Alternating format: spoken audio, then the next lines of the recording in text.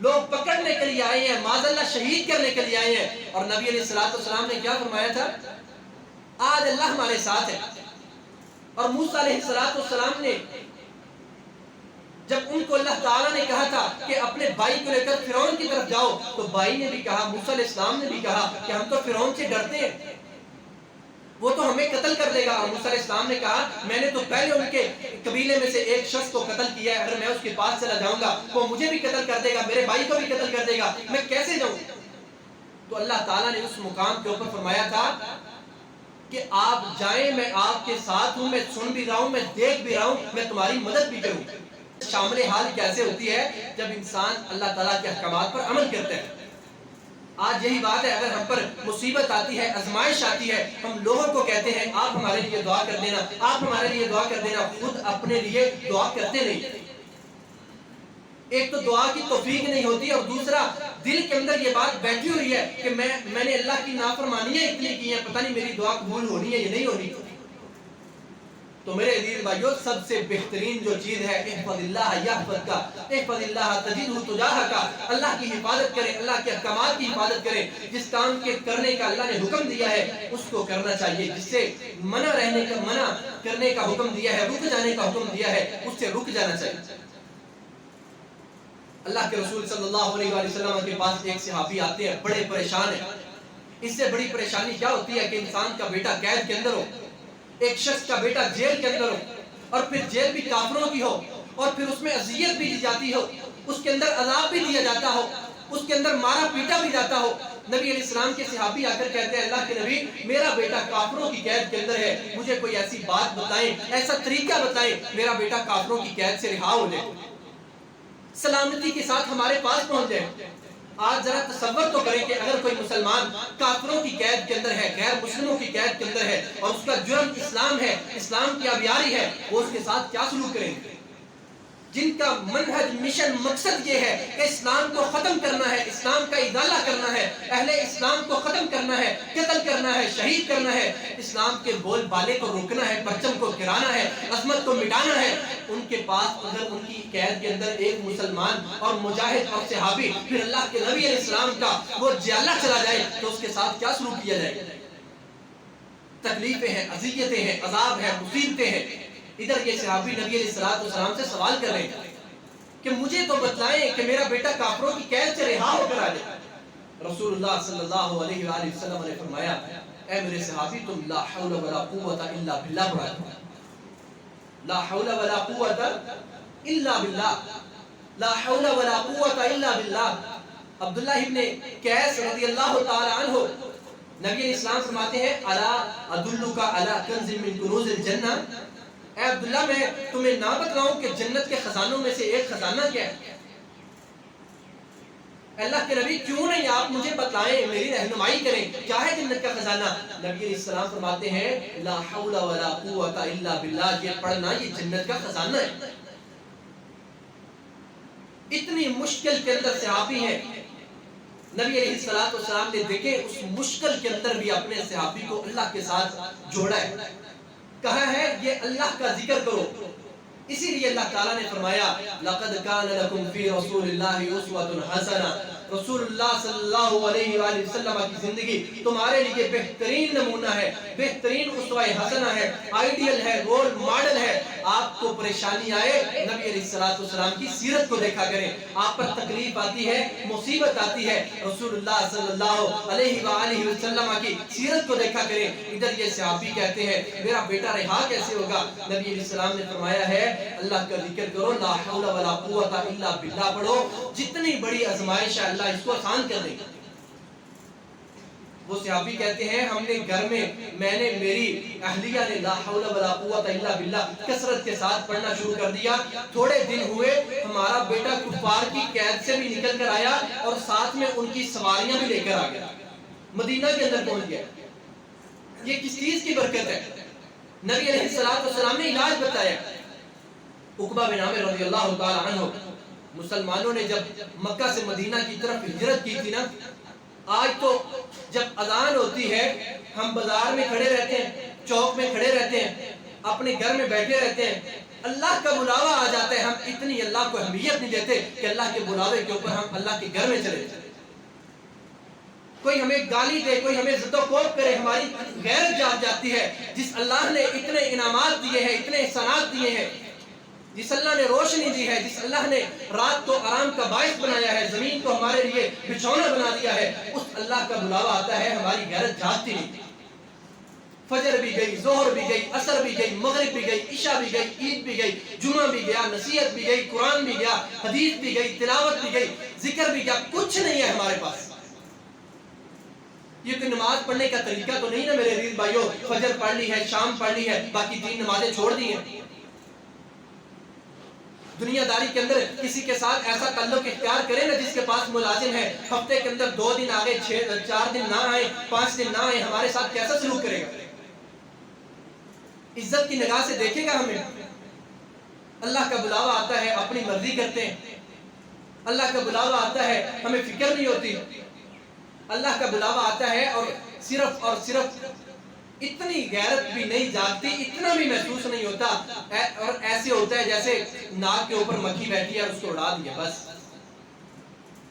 عقبہ بن عامر رضی اللہ تعالیٰ عنہ کہتے ہیں مکہ سے ہجرت کر کے آئے تھے، گھر بھی لوٹا دیے، بچے بھی قربان کر دیے، پھر جہاد بھی کرنا پڑا، پھر ہر چیز کو قربان کرنا پڑا، پھر بھوکوں کو برداشت کرنا پڑا۔ عقبہ بن عامر رضی اللہ عنہ کہتے ہیں آنکھوں سے آنسو بہہ پڑے جب میں نے اللہ کے رسول علیہ السلام سے سوال کیا۔ میں نے کہا اللہ کے نبی بڑی پریشانیاں ہیں، بڑے غم ہیں، ہم نے مکہ چھوڑا ہے، اپنا گھر چھوڑا ہے، اپنے ماں باپ کو چھوڑا ہے، اللہ کے نبی ہم مدینہ میں آئے ہیں، ادھر کھانے کو کچھ نہیں ملتا، پھر ہمیں جہاد کا بھی حکم ملتا ہے، ہم بدر میں بھی جاتے ہیں، ہم احد میں بھی جاتے ہیں، ہم لڑتے بھی ہیں۔ اللہ کے نبی ہمیں یہ تو بتلائیں ہمارے جو غم ہیں، ہماری جو پریشانیاں ہیں، جو ہماری تکلیفیں ہیں، جو دل کے اندر غم بیٹھ چکے ہیں، وہ کیسے دور ہوں گے؟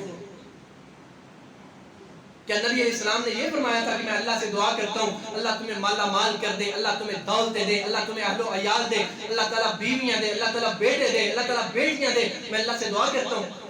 نبی علیہ السلام نے فرمایا اے عقبہ آپ کا جو سوال ہے اس کا ایک ہی جواب ہے، وَبْكِ عَلَىٰ خَطِيئَتِكَ، جتنے غم بڑھتے ہیں، جتنی پریشانیاں بڑھتی ہیں، اے عقبہ وَبْكِ عَلَىٰ خَطِيئَتِكَ، اپنے گناہوں کے اوپر رویا کرو، اپنے گناہوں کے اوپر رویا کرو۔ اور یہی وہ بات تھی جب علی رضی اللہ تعالیٰ عنہ نے کہا تھا کہ جب میں اللہ کی قدرتوں کی طرف غور و فکر کرتا ہوں اور اپنے گناہوں کو دیکھتا ہوں تو بے اختیار میری آنکھوں سے آنسو نکل پڑتے ہیں۔ میں اللہ تعالیٰ کی قدرتوں کی طرف کیا غور و فکر کرتا ہوں؟ ہر لمحے کے اوپر اللہ کی قدرتیں ہیں، یہ سانس اللہ کی بہت بڑی نعمت اور قدرت ہے۔ اگر یہ میری سانس بند ہو جائے، اگر دیکھنا جو ہے یہ بند ہو جائے، اگر میں جسم کے کسی اعضاء سے مفلوج ہو جاؤں تو میرا کیا بنے گا؟ وَبْكِ عَلَىٰ خَطِيئَتِكَ، ہم نے اپنے گناہوں پر کیا رونا ہے؟ ہم نے کبھی اللہ کی نعمتوں کے اوپر غور و فکر ہی نہیں کیا۔ اللہ تعالیٰ نے صحت دی ہے، سکون دیا ہے، اللہ تعالیٰ نے 2 وقت کا کھانا دیا ہے۔ عبداللہ ابن مسعود رضی اللہ تعالیٰ عنہما مفسر قرآن سے ایک شخص ان کے پاس آیا، کہتے ہیں آپ مجھے زکوٰۃ کیوں نہیں دیتے؟ عبداللہ ابن مسعود کہتے ہیں کیا گھر ہے اس میں رہتے ہو؟ جی میرے پاس گھر ہے۔ کیا 2 وقت کا کھانا ہے؟ جی میرے پاس 2 وقت کا کھانا ہے۔ عبداللہ بن مسعود کہتے ہیں پھر تم فقیر کیسے ہو؟ تم تو دنیا کے اندر بادشاہی والی زندگی بسر کر رہے ہو۔ جا کر رسول اللہ صلی اللہ علیہ وآلہ وسلم کے گھرانے سے سوال کرو، پوچھو۔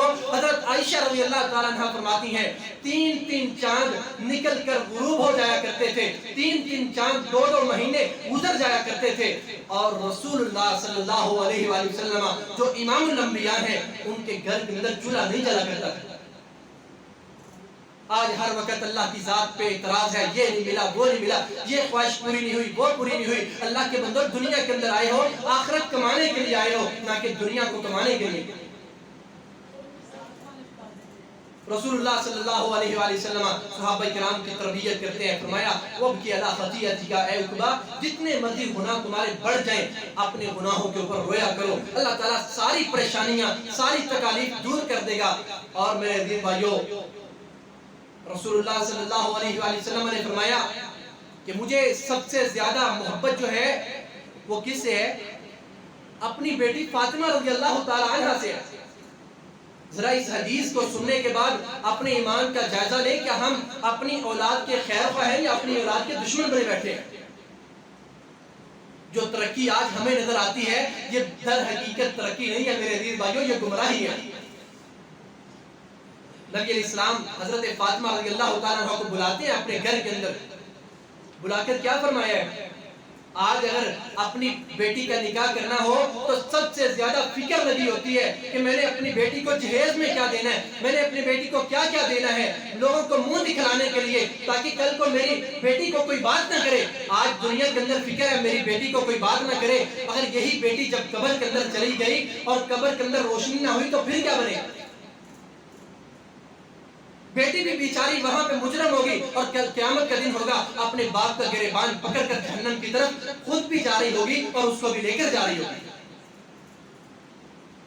بہت زیادہ اپنے بچوں کی فکر ہوتی ہے، بیٹا ایف سی پی ایس کر لو، یہ کر لو، وہ کر لو، یہ ڈگری وہ ڈگری۔ نبی علیہ السلام اپنی پیاری بیٹی جگر کے ٹکڑے سب سے زیادہ محبت جن سے ہے بلایا، کہا اے فاطمہ صبح و شام یہ جو میں ذکر بتانے لگا ہوں یہ نہیں چھوڑنا، صبح و شام کرنا ہے۔ اے فاطمہ صبح و شام یا حی یا قیوم برحمتک استغیث اصلح لی شانی کلہ ولا تکلنی الی نفسی طرفۃ عین۔ اے ہمیشہ زندہ رہنے والے، اے ہمیشہ قائم رہنے والے، تیری رحمت کے ساتھ میں تیری مدد طلب کرتا ہوں۔ اے میرے اللہ میرے تمام معاملات کو میرے لیے آسان کر دینا، ولا تکلنی الی نفسی طرفۃ عین، اپنی رحمت کے ساتھ مجھے چلانا، اپنی رحمت کے ساتھ زندہ رہنے کی توفیق دینا۔ اے اللہ مجھ کو میرے نفس کے حوالے ایک آنکھ جھپکنے کے برابر بھی مجھ کو میرے نفس کے حوالے نہ کرنا۔ نبی علیہ السلام اپنے گھر والوں کو یہ ترغیب دے رہے ہیں، یہ درس دے رہے ہیں۔ میرے دل بھائیوں سوچنے کی بات تو یہ ہے، کیا ہماری وجہ سے کتنے لوگ ہیں جو اللہ کے ساتھ جڑے ہیں؟ ہماری وجہ سے کتنے لوگ ہیں جن کو نماز کا ترجمہ آ گیا؟ کتنے لوگ ہیں جن کو قرآن پڑھنا آ گیا؟ انا للہ و انا الیہ راجعون۔ ہماری وجہ سے کسی کو نماز کا ترجمہ کیا آنا ہے، قرآن کا ترجمہ کیا آنا ہے، ہمیں خود صحیح دعوانا الحمدللہ رب العالمین۔